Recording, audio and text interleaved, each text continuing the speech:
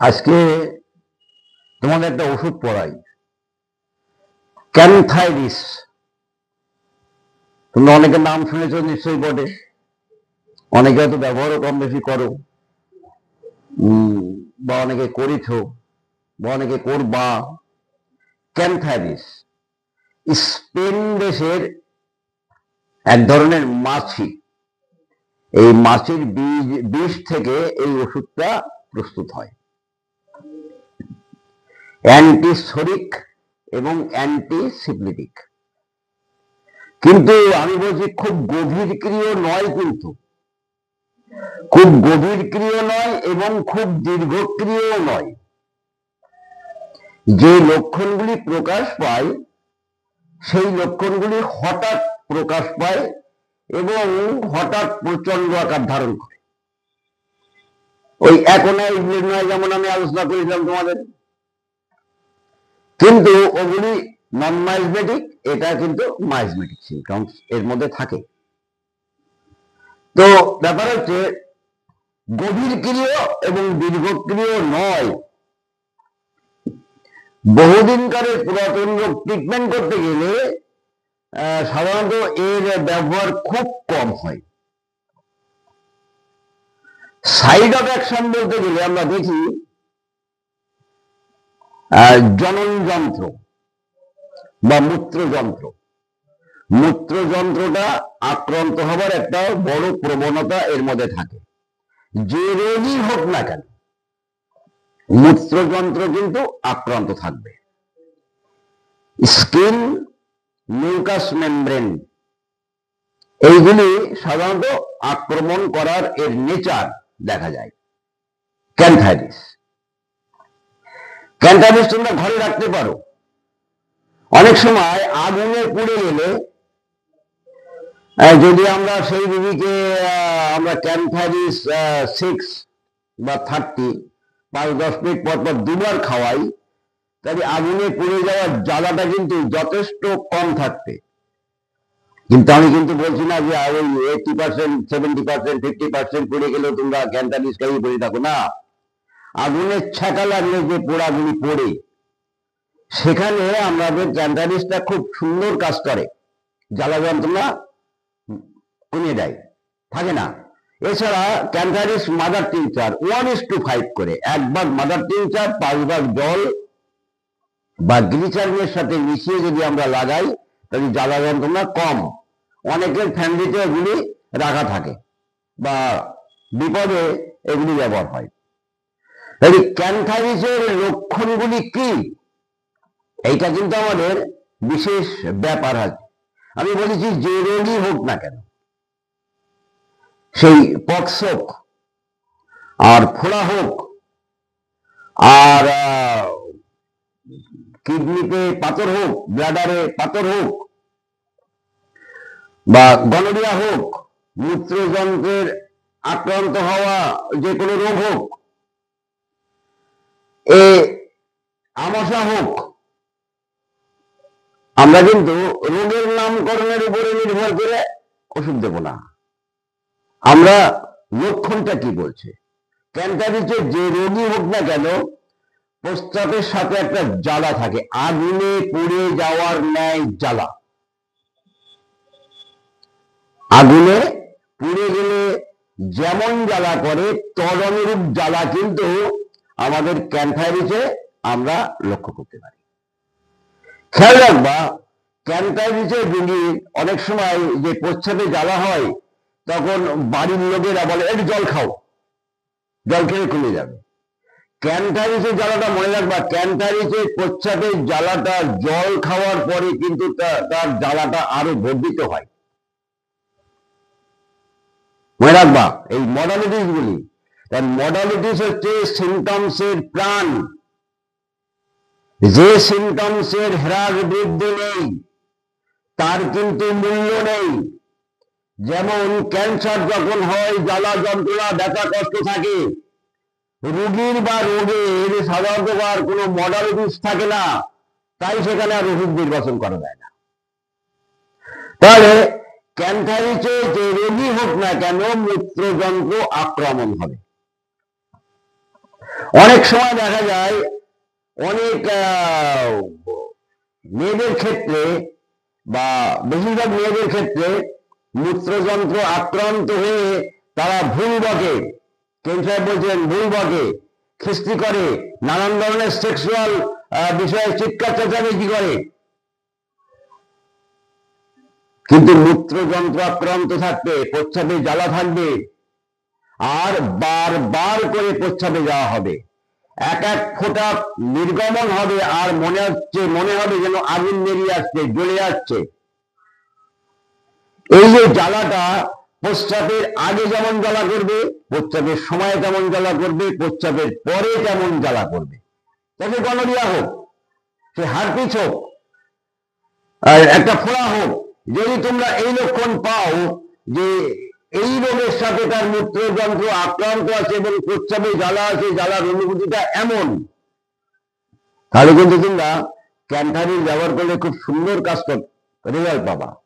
ঠিক অনুরূপ ভাবে আমরা অ্যাপিসমেলের মধ্যেও কিন্তু অমন পাই, কিন্তু অ্যাপিসমেলের বৃদ্ধি কালটা অন্যরকম। অ্যাপিসমেলের ঘুম ঘুম ভাব থাকে। হ্যাঁ, অ্যাপিসমেল আলাদা আর ক্যান্থারিস আলাদা। ক্যান্থারিসে অনেক সময় মূত্রযন্ত্র এমন ভাবে আক্রান্ত থাকে, প্রস্রাবের সাথে রক্ত পড়ে, ফোঁটা ফোঁটা মূত্র নির্গমন হচ্ছে, রক্তাক্ত মূত্র নির্গমন হচ্ছে, এবং রক্তের সাথে প্রস্রাবের সাথে দু এক ফোঁটা মূত্র নির্গমন হচ্ছে, রক্ত নির্গমন হচ্ছে। অনেক সময় প্রস্রাবের সাথে মিশ্রিত হয়ে লাল আভাযুক্ত মূত্র নির্গমন হয়। খুব সুন্দর করে এই জিনিসগুলি তোমরা খেয়াল করবা। এই জ্বালা যন্ত্রণা যেমন হবে তেমন ঘন ঘন কিন্তু মূত্র নির্গমনের একটা ইচ্ছা হবে। চিন্তা করবে, একটু যদি প্রস্রাব করতে পারতাম তাহলে কিনা জ্বালাটা কমতো, একটু যদি মূত্র নির্গমন করতে পারতাম তাহলে কিন্তু জ্বালাটা কমে যেত। অনেক সময় মনে হবে না নাক্স, অনেক সময় মনে হবে স্ট্র্যাটেজিয়া না। এই যে লক্ষণগুলিকে ইন্ডিভিজুয়াল করা, তুমি ল্যাকেসিসকে যত সুন্দর করে পড়বা, তোমরা যত স্ট্যাটিসকে সুন্দর করে পড়বা, তোমরা যত নার্সকে সুন্দর করে পড়বা, তখন দেখবা এদের মধ্যে ইন্ডিভিজুয়াল তোমরা নিজেরাই করে নিতে পারছো। যেমন যমজ ভাই, তো যমজ ভাই দুই ভাইকে একই রকম দেখতে, বাইরের লোকেরা হট করে চিন্তা করবে কোনটা বড় কোনটা ছোট, দুইজনের তো একই রকম দেখতে, কিন্তু মা সঠিক চেনে, অর্থাৎ মা তাকে প্রতিপালন করেছে, মা কিন্তু জানে, সামনে সে দাঁড়ালে এক নজর দেখে বলতে পারে এই বড় আর এই ছোট। ওই রকম ভাবে ওষুধকে এত সুন্দর করে পড়তে হবে যে এক একটা চিত্র তোমাদের মনের মধ্যে একদম খোদিত হয়ে থাকবে। এটা ক্যান্থারিসের লক্ষণ। তাই ক্যান্থারিসে আমরা কি পেলাম? মূত্র নির্গমনের সাথে জ্বালা, আর বারবার মূত্র নির্গমনের একটা চেষ্টা, অল্প দু এক ফোঁটা মূত্র নির্গমন হয় এবং আগুনে পুড়ে যাওয়ার মতো এরকম জ্বালা নির্গমন হয়, এবং যেটুখানি প্রস্রাব নির্গমন হয় গরম গরম প্রস্রাব নির্গমন হবে। অনেক সময় এই মূত্রের সাথে রক্ত মিশ্রিত হতে পারে, আবার কখনো কখনো এমনি গরম মূত্র নির্গমন হবে, সামান্য সামান্য, এবং জ্বলে যাবে, আগুনে পুড়ে যাওয়ার মন মানে জ্বালা করবে। এই যে ব্যাপারটা, এই ব্যাপারটা তোমাদের খেয়াল রাখতে হবে প্রস্রাবের পূর্বে, প্রস্রাবের সময়ে এবং প্রস্রাবের পরে। তাহলে এখন আমি প্রস্রাবে যাইনি, তাও চলে যাচ্ছে ওর মধ্যে, এখন আমি প্রস্রাবে যাচ্ছি, আরো জ্বালা করছে, আবার প্রস্রাব করে ফিরে আসলাম, বসে আছি, আবার জ্বালা করছে, একভাবে জ্বালা করছে। বরং প্রস্রাব যখন করে তখন জ্বালাটার আধিক্যটা বেশি হয়, আর জল পান করলে প্রস্রাবের জ্বালাটা আরো বেড়ে যায়। হঠাৎ রোগের আক্রমণ, হঠাৎ তীব্র গতিতে আক্রমণ হয়। আবার কি বললাম, যদিও মাইজমেটিক, তাহলে কিন্তু দীর্ঘক্রিয় এবং গভীরক্রিয় রোগগুলির উপরে ক্যান্থারিসের ব্যবহার কিন্তু খুব কম হয়।